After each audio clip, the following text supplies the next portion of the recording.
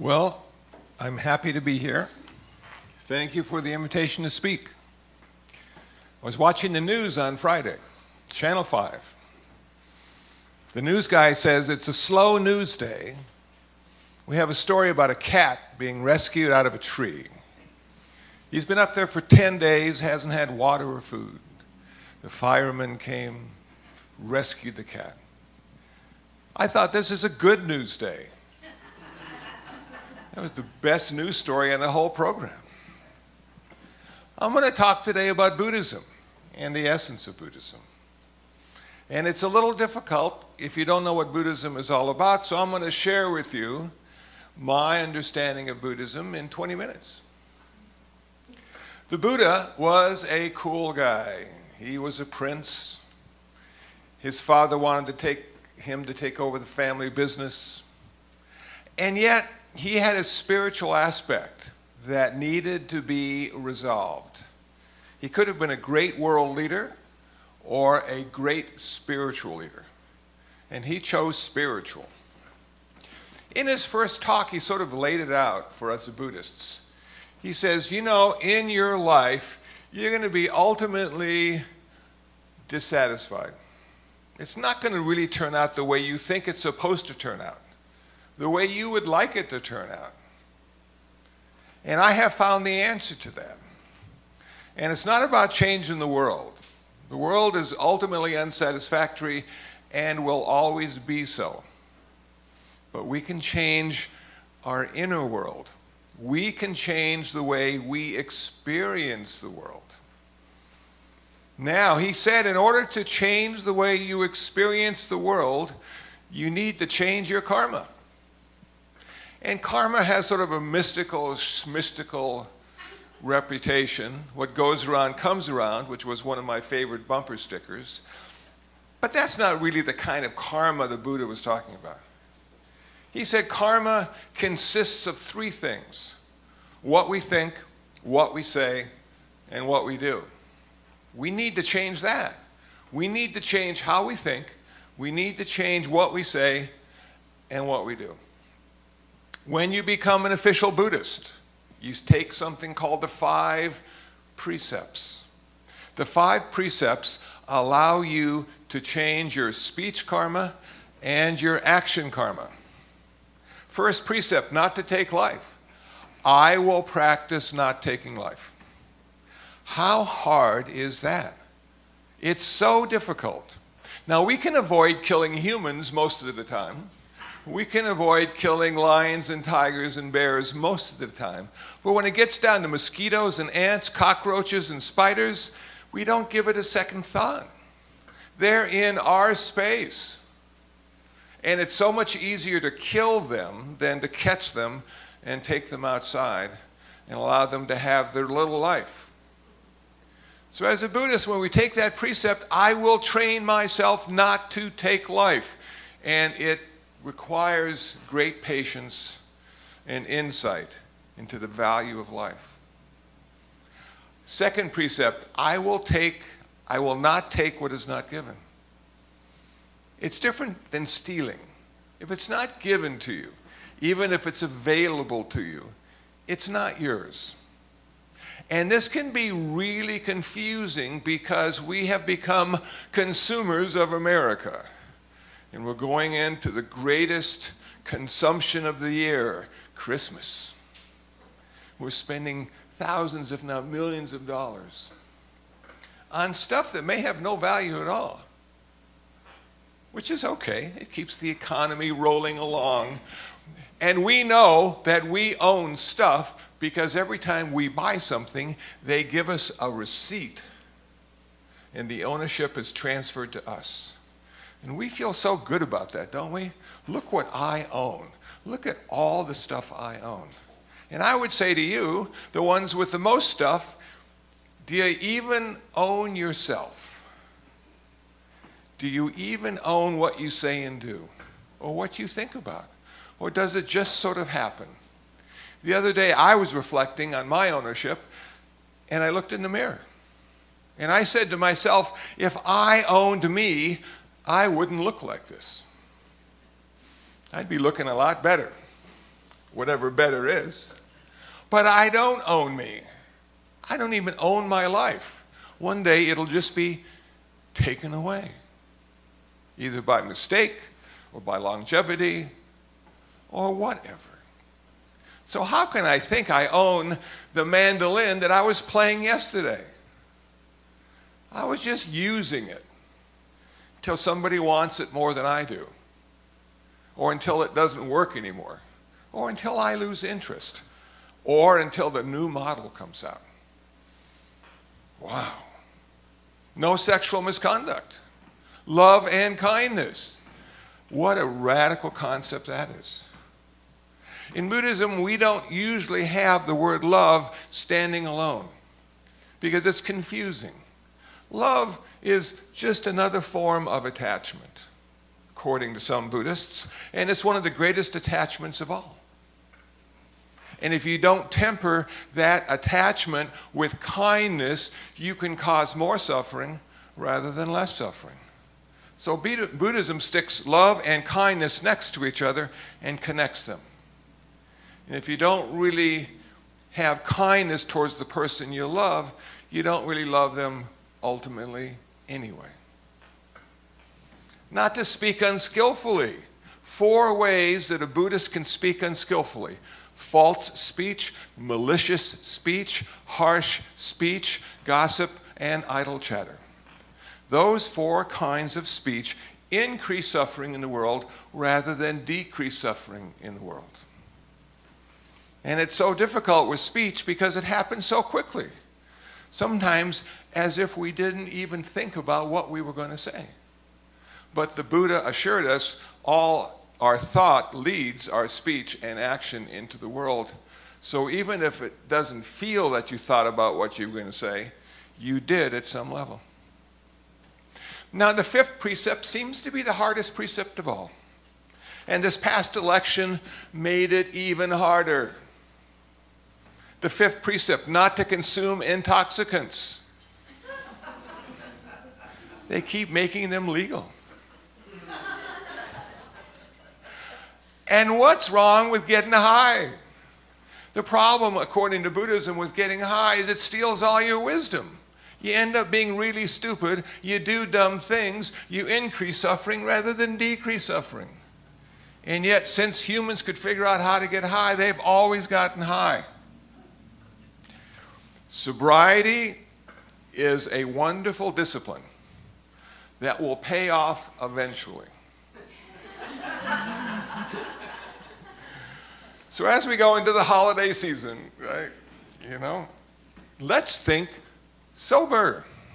Let's think love and kindness. Let's think kind words. Let's think no killing. How about those trees? I know people love those Christmas trees. They just cut them down. Love the flowers. They just pluck them and cut them. When I see a Christmas tree, I see a dead tree. When I see flowers that aren't in pots, I see dead flowers. And we're always so happy to get dead flowers as a gift. I don't know what's wrong with us. There's a wonderful Lexus commercial. I'm not advocating buying a Lexus, but the family after Christmas takes the tree to the forest and replants it. Now I'm thinking, yeah, come on, let's buy living trees and let's put them out in the forest. How many trees have burned over the past month or year or 5 years? Let's put some more out there. We like trees. They make the air better. They make the sight around us better. So that's where a Buddhist starts. A Buddhist says, I'm going to suffer my whole life. And this can reduce my suffering if I follow these 5 precepts. And karma has 3. The 3rd one is mind, intention, thought process. The 5 precepts don't really connect to that, but meditation does. So the 3rd way to change your karma is to meditate. 5 precepts in meditation. Around the 5th century, there was a monk called Buddhaghosa, and he wrote a book called the Visuddhimagga, the Path of Purification. It's 900 pages. It's a meditation manual that's really boring to read. Only a meditator would find it interesting. And in this book, he says there are two kinds of Buddhist meditation. One is called samatha, tranquility. One is called vipassana, insight.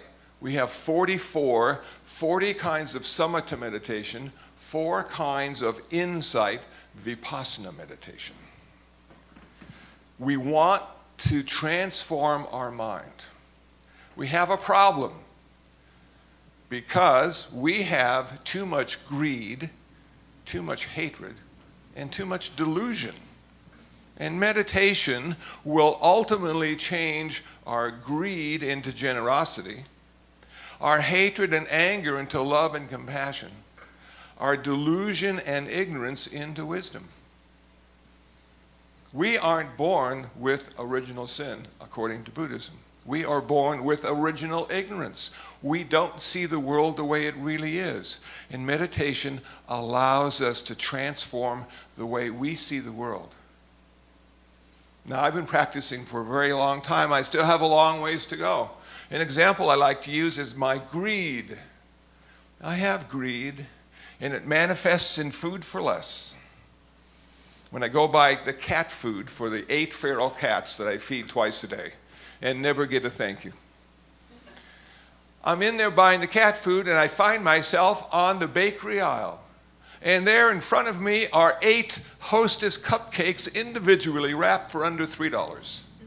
And I say, my day's going to be good today. And I buy those 8 Hostess cupcakes and 40 cans of cat food. And off to the counter I go. And the clerk looks at me and says, "Are you single?" I say yes.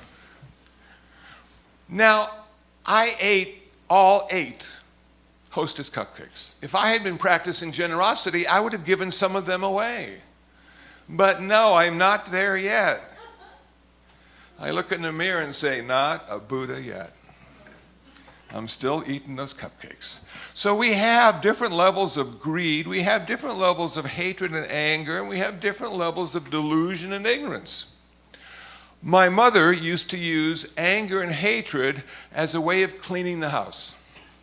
She would get into an argument with her husband, and then she would clean because she had all that extra energy after arguing. Her husband, my stepfather, knew that the results were going to be good. So he just listened and participated in the argument and had a clean house. But sometimes the anger and hatred can take us over. We saw the last political election, and whoa, hatred and anger, man. Delusion and ignorance. We don't see things the way they really are. We see impermanent things as being permanent. We see good things as being bad, and bad things as being good. And meditation can allow us to fine-tune and come into the real aspect of what it means to be a fully realized human being. Number 1, tranquility meditation, 40 kinds of meditation. The idea with tranquility meditation is to become enlightened. Not to achieve nirvana, but to become enlightened. Let me give you my definition of enlightenment and my definition of nirvana. Enlightenment, the direct experience of the interconnectedness and interdependence of all phenomena. I'll say it one more time. The direct experience of the interconnectedness and interdependence of all phenomena. That is an enlightenment experience. And it doesn't have to happen in the meditation center. It can happen on the beach or walking through the forest or raking the yard of leaves. What it simply means is we no longer are separate. We reconnect to the universe around us. It embraces us and says, welcome home. When that happens, when that experience happens to us, it changes us forever. We no longer can simply turn away from the hunger and the homelessness. They are us now. We are them. We have found the connection to all things. We have found the connection. So we serve. I can't walk away. Those cats kept finding our backyard. I kept buying more food. Did I want to be a cat lover? Not necessarily, but they're a good bunch of guys and gals. But my primary focus is to reduce their suffering. And if they're hungry and I feed them, they are suffering less. It's a little harder sometimes with humans than it is with dogs and cats, but they need our help even more. So this enlightenment experience, this interconnectedness and interdependence does change the way we look at the world, and it tends to balance our intellect with our intuition, our brain with our heart. Now, the Buddha said, if you want to end your suffering forever, you need to realize nirvana. Nirvana is an interesting word because the Buddha never really explained what it was. So I'll explain to you what I think it is. Nirvana, the end of suffering, the end of karma, the end of all future rebirth. That last one doesn't seem to get applause when I say it because it almost sounds like nirvana means that we will no longer exist. And why would we be so eager not to exist? Well, it's not that. Let me explain suffering. The end of suffering. What is suffering by definition in Buddhism? Suffering is wanting things to be different than they are. That's all. Pretty simple. We always know it could be better. Now, I woke up today and looked at my hair and said, I'm having a pretty good hair day. It can't get better than this. But there are so many other things that could be better, and every time I hit the 101 or the 405, it's obvious how things could be better. So it's coming to a profound place of acceptance with the way things are, seeing the perfection in every moment. Now, you say, but every moment is not perfect because all those hungry people and homeless people live in those moments that you're seeing perfection in. So do you not help them? Do you not try to assist them? Well, yes, you do, but not because it's not perfect. It's because in this perfection, they are suffering. And your job as a Buddhist is simply to end their suffering, not show them how it's perfect. Because they're not going to see it. I had somebody ask me the other day, but you know, if a person fasts for 10 days, they're not suffering. They're doing it to gain something. But if a person starves for 10 days, they are suffering. So the Buddhist wouldn't help the person that's fasting because everything is just the way it's supposed to be. But the Buddhist would help the person that's starving because it could be different, not because it's not perfect. The end of karma. Why would we be interested in the end of karma when I just talked about how to make our karma better and to suffer less? The problem with the Buddhist and karma is karma migrates lifetime to lifetime. We don't necessarily have a soul or a spirit or an independent energy that goes lifetime to lifetime. It's our karma. It's like the wake behind a boat. And the boat sinks, and the wake continues and connects to another boat. And the journey goes on and on. We have found, in reflection on all the past lifetimes we've lived, which turns out to be infinite, that every time we were born, we got sick. We got old if we were lucky enough, and we always died. And we cried because all the people around us died as well. And all our friends and pets and family members died. And our tears could fill the oceans of the earth because of all the pain and suffering we've experienced. And it happens every time we are reborn. So we would rather not be reborn.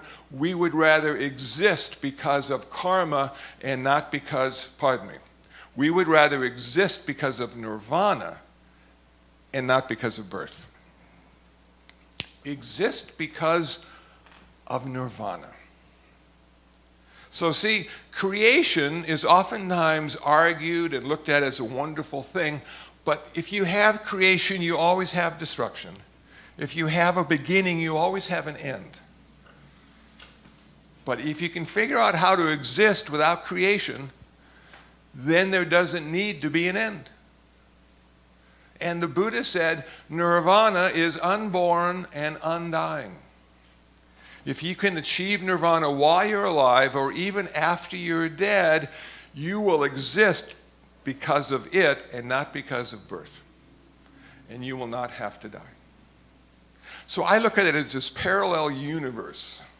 All these nirvana people who are going to be there forever, and me changing rapidly day after day, month after month, heading towards my demise so I can be reborn again, so I can suffer again, so I can find the Dharma again, so I can think about realizing nirvana again, and ending that cycle of birth and death, birth and death.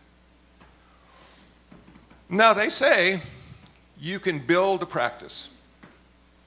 And if you're a Christian or Jew, Muslim, Hindu, whatever, you're building a practice. We would call it a practice. You have rites and rituals. You have things that you do. I experienced today. It's wonderful. It's a spiritual connection.